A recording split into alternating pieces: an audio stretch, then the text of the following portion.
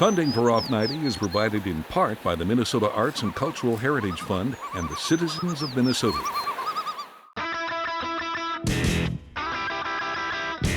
Cruising your way on this episode of Off 90. A traveling exhibit from the Smithsonian. A quick history of sheet music. A story about a pioneer family. And an artistic side to comedy. It's all just ahead, Off 90.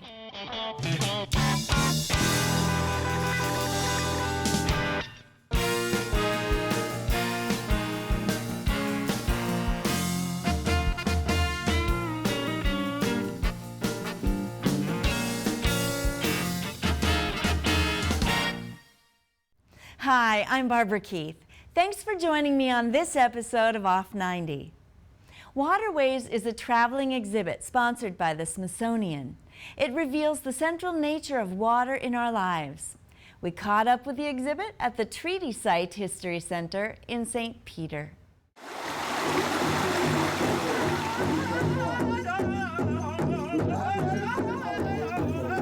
We're sitting on our blessed Mother Earth, from which we get our strength and determination, love and humility, all the beautiful attributes we've been given. So turn to one another, love one another, respect one another, respect Mother Earth, respect the waters, because that's life itself. My name is Alyssa Otten. I am the Executive Director of the Nicollet County Historical Society.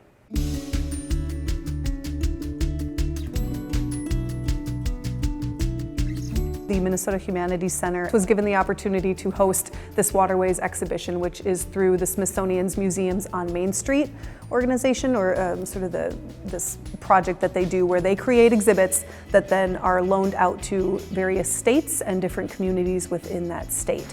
So the Smithsonian partnered with the Minnesota Humanities Center and asked for applicants who wanted to host this exhibit or the exhibition, and we were chosen as one of the 6. And so we were given the chance to basically spend a whole year preparing for and engaging with the public about our local waters, to host these exhibits and talk about sort of what's happening with water right now, both historically, because we're a historical society, and currently.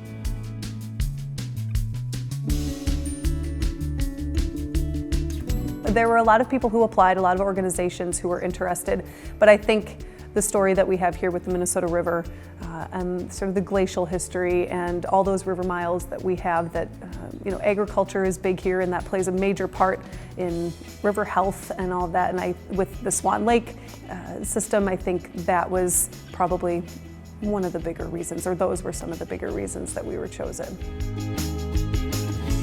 So the Minnesota Humanities Center has a link and a large page about all of this with all the different host sites. So that's probably the best place to start. mnhum.org. The goal is basically to talk about water and sort of how it affects people, how it has affected people, how it's shaped the landscape, culture, and sort of what's happening now within water. The nice thing about this exhibition is that the Smithsonian's exhibit, which is called Waterways, which is the one with all the curvy blue panels behind me, that's sort of a national focus in a lot of different aspects of water. And then the state exhibit, which was done between the Minnesota Humanities Center, the Minnesota Department of Health, Pollution Control Agency, and the Minnesota Historical Society, that's more Minnesota focused. So it talks about what's happening with Minnesota right now with water, but then each host site has specific panels and maps that come to it so that it's more specific to sort of St. Peter for right now. And then our exhibit, the one that the Nicollet County Historical Society created, is focused on local water stories. And so within those 6 communities, each of us were asked to create an exhibit to go along with the ones that would be loaned to us for the 6 weeks. We thought that maybe the best way to figure out what water stories we wanted to share with the public would be to put together a focus group. So we asked about 10 people who are local with really varying areas of expertise, glacial, historic, pollution control, all of those types of things. And we brought them together for an afternoon of sort of just thinking about all the different topics and places and things that could be talked about or shared with the public. And then we had our facilitator sort of whittle those down into 10 themes that then we asked for expert help on creating the content and developing what we were going to say about it, because the Historical Society can obviously talk about the fur trade and ice harvesting and all of that here, but things like current issues to the river health and things that are a little out of our wheelhouse we asked for help with. And then we designed panels and pulled quotes and artifacts and pictures and all sorts of content. And that exhibit will stay here at the treaty site for much longer than when the Smithsonian exhibition leaves us next month.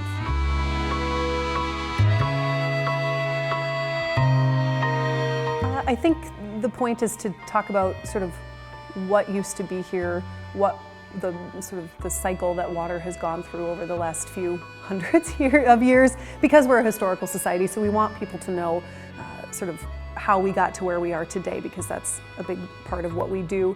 But also to think about, you might not realize that your toilet leaking is wasting this much water, and that there are things you can do within your own home, like put up a rain barrel, make a water garden, or excuse me, a rain garden, and sort of affect change on your own on a smaller level.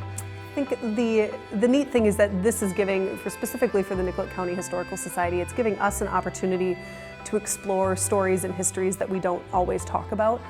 We know that this area was prairie pothole wetland, which is basically gone. There's a little bit left of the natural environment of that ecosystem, but it gives us a chance to think about what was here, how water affects plants, people, all of that. And so there's a lot of important water stories here, and it's giving us an opportunity to share those with the public and bring in an exhibition that was created by the Smithsonian, which is pretty neat. So I think between all of the exhibits that we have here, we wanted to make sure that people know that there's something that they can do and not just learn about the history, because that is what we do, but we also want to help people figure out ways that they can affect change in their own lives, because going forward, this will be historic one day, and so if we can affect change now, that will help.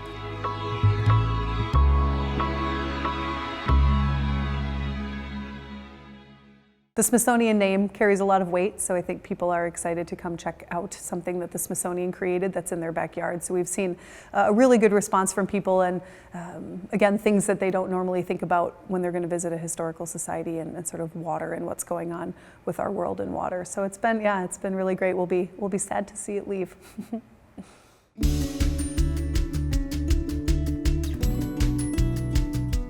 So all of these exhibits that we have coming up, it's a good time to become a member if people aren't members already. We rely on membership and support of the public, and we're here for you. We're here for people to learn about their history, and so becoming a member is a good way to not only help us bring in exhibits like the Smithsonian, but also you can pay attention to what's coming with future exhibits. So you'll get our newsletter, which has all sorts of information about exhibits and programs and things that are going on. People can like us on Facebook. We do a lot of fun posts about local history and quirky history and all of that. So it's a good time to become a member.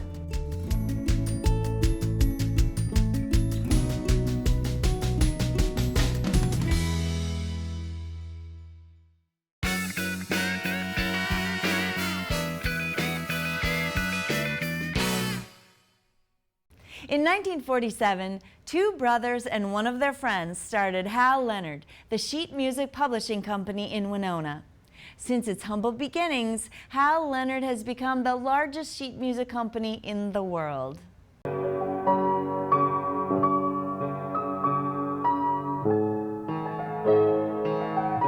Hal Leonard does have a mission, and it is to get music to everyone, no matter where they are in the world.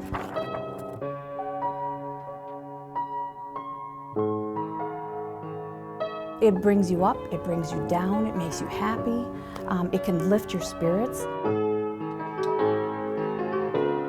Music is very calming, very invigorating, and you don't have to be able to read music to do it. Music is part of everybody's life. My name is Jean Pappenfuss, and I am the credit manager for Hal Leonard Corporation. There is something very special about working at a company that does print music. It's like you have your very own music catalog right at your fingertips, or your music, and it's all in your home. This is your home. And you can just go and then take a look, and you can look at it and feel it and touch it. It's awesome. It's just breathtaking. My name is Mindy Shafleski, and I'm the Vice President of Finance and Winona Operations at Hal Leonard Corporation. Hal Leonard produces music in print. And by that, we mean it could be any genre, from pop, rock, jazz, movies, television, theater, Broadway. It could be for any level, and it could be for any instrument.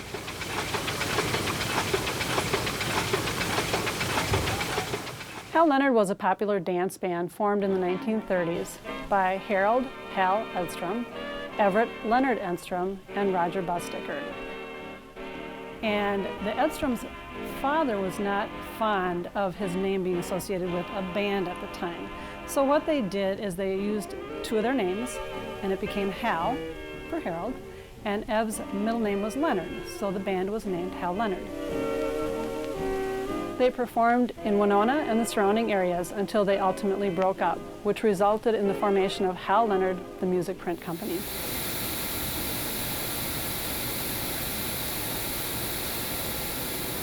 One of the reasons I think printed music is important is because it allows people to recreate something that's been in existence either for a short time or for a very long time. The printed music takes music created by individuals and allows it to live on for years and years to come, and for infinite number of people to enjoy.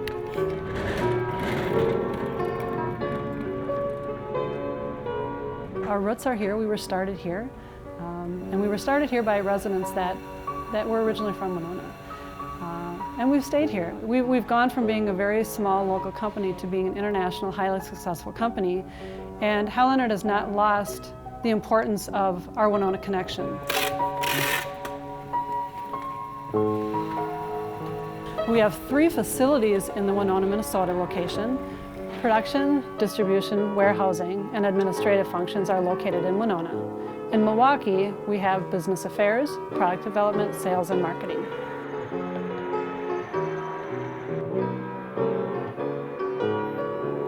We're sort of the quiet resident on the east end of town.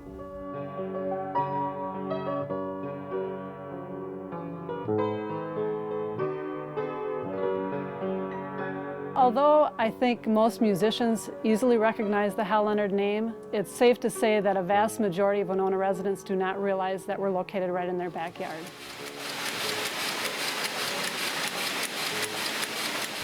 If they're a musician, they do. They're very familiar with us and the name and what we do. Maybe not to the extent of how much we actually provide to the music industry, but definitely the name and the fact that we are music publishers.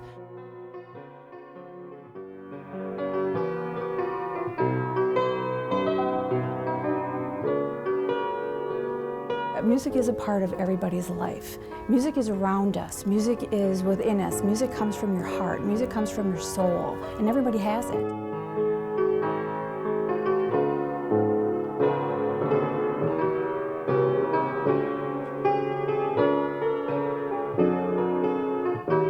I once heard a saying that if you have music in your soul, it can be heard by the whole universe.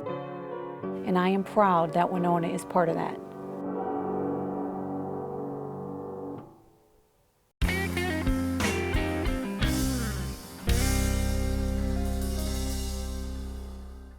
A gravestone inscription led Dan Munson on a search through Minnesota history. Based on his research, he wrote a book called Malice Toward None: Abraham Lincoln, the Civil War, the Homestead Act, the Massacre, and Heartening Survival of the Kokendorfers, a Minnesota history. The Kokendorfers are, to me, very representative of the difficulties that were overcome by Minnesotans during the formative years of the state's history. I think that their family story resonates with many people who have similar stories perhaps, or who have stories maybe aren't as dramatic as the Kochendorfer story, but are, I think, very meaningful to them in the same way. I'm Dan Munson, and I wrote a book entitled Malice Toward None: Abraham Lincoln, the Civil War, the Homestead Act, and the Massacre and Inspiring Survival of the Kochendorfers.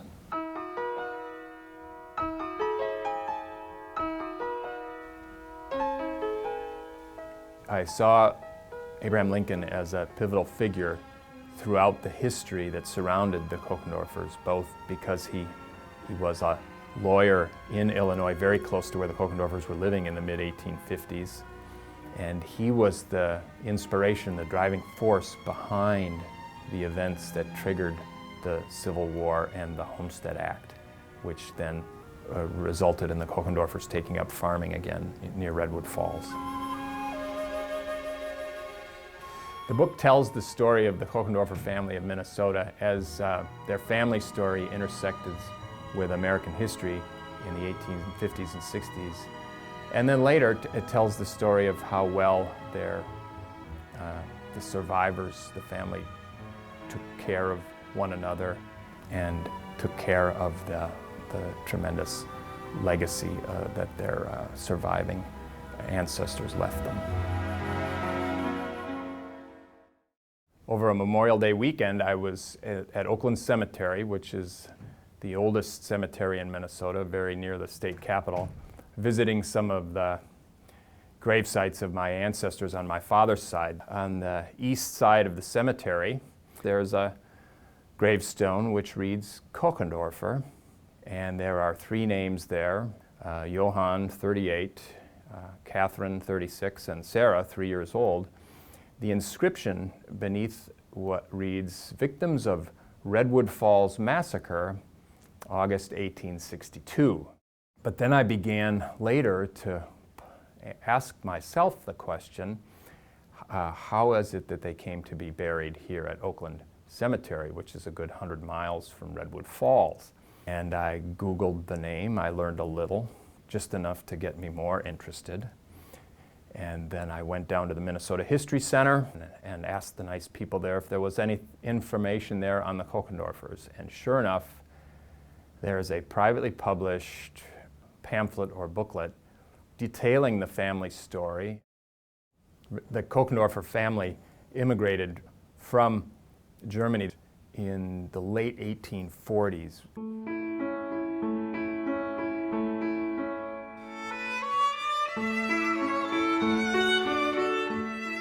They arrived in St. Paul, early fall of 1857, and Father Johann had a team of horses that he was hoping he could use to perhaps start a farm, but he instead, given the price of land in and around St. Paul, decided to go into the drayage business, moving goods about town. And in his travels, he learned of the wonderful land that was going to be opened for farming in the near future along the Minnesota River upstream from Mankato. But he didn't have the money or the time initially to be able to do that. It was the passage of the Homestead Act in 1862 that allowed him to take his farming skills and then apply them to begin farming again in Minnesota. In the Homestead Act, a U.S. citizen could secure up to 160 acres of public land free for a very nominal registration fee. The Kochendorfers began farming on the north side of the Minnesota River, just upstream from Redwood Falls and just above the river valley. And on that morning of August the 18th, when some of the Dakota warriors began attacking in that area, the older children of the four, Johann, Rosina, Catherine, and Margaret, ran down into the creek ravine as their parents were being attacked. And they made it 11 miles to safety, where they waited for an ox cart to come up from behind them and caught a ride to Fort Ridgely. These These 4 children are sent back by steamboat in early September 1862 from Fort Ridgely. They end up in St. Paul, and they are looked after by the members of the church that their parents had joined on arriving in Minnesota.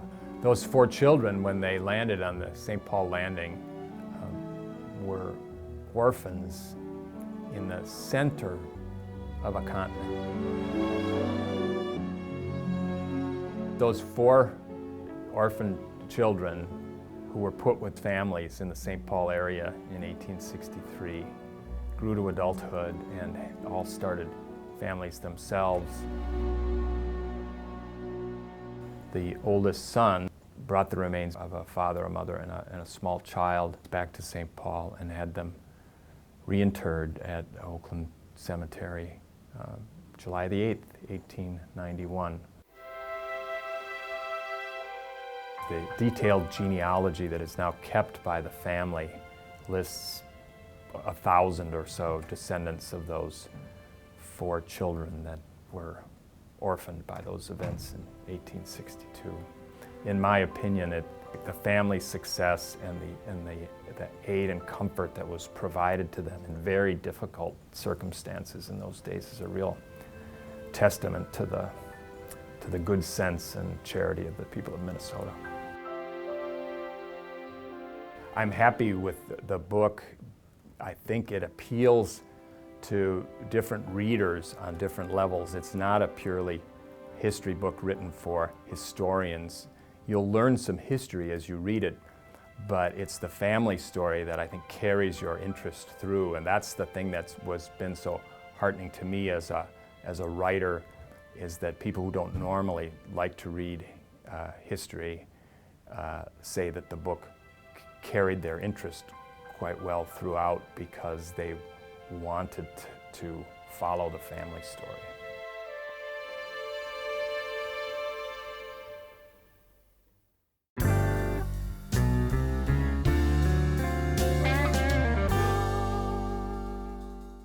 Trace Beaulieu is probably best known for his roles on the program Mystery Science Theater 3000, but Trace is also an artist. We talked with Trace during the showing of his work in Austin.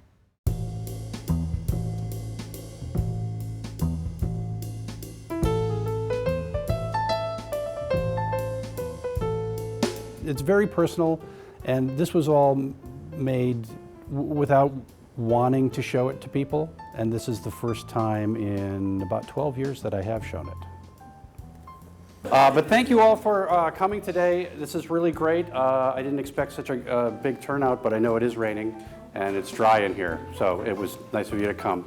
I'm Trace Beaulieu. I'm an actor, writer, puppeteer, now labeled as artist. You may have seen me in Mystery Science Theater 3000 as a mad scientist, or maybe you did not see me in Mystery Science Theater as a puppeteer. I played Crow T. Robot. I guess I am an expressive person. I guess I have chosen a lot of different ways to get my thoughts across, either in joke form or in the case of this gallery show in visual form. The visual stuff I'm rather kind of close, kind of hold that in a very close, private way. I think this one is to scale. There's a person here to show you exactly how big that would actually be. And I think it's a reaction to presenting jokes because those are very easy to critique, and it's either funny or it isn't funny. With art, it's a little more mysterious. You can look at it and go, gee, I don't get it, but it must be art. So I can get away with a lot more, I think. I collect a lot of material, found objects and toys and frames and just everything that comes through my life. A number of things I'll just take apart, you know. I love to explore taking apart typewriters or taking apart fans or motors or just everything. And at the end of the day, I have a big pile of material to work from. The pieces really tell me what they want to be. Not a lot of people see my art because most of the time it's in a box in my garage. I don't have an artist statement. I guess I should get one, but since this stuff is so personal to me, I've never really thought of how I would label it to present it. So I'm going to have to work on an artist statement, or maybe artist without a statement. That's my statement. That's all for this episode. If you enjoy programs like Off 90, please show your support by becoming a member of KSMQ Public Television. Keep local programming vibrant in southern Minnesota. Give us a call at 507-481-2095 or 1-800-658-2539 or sign up online at ksmq.org. Thanks for watching. Join us next time, Off 90.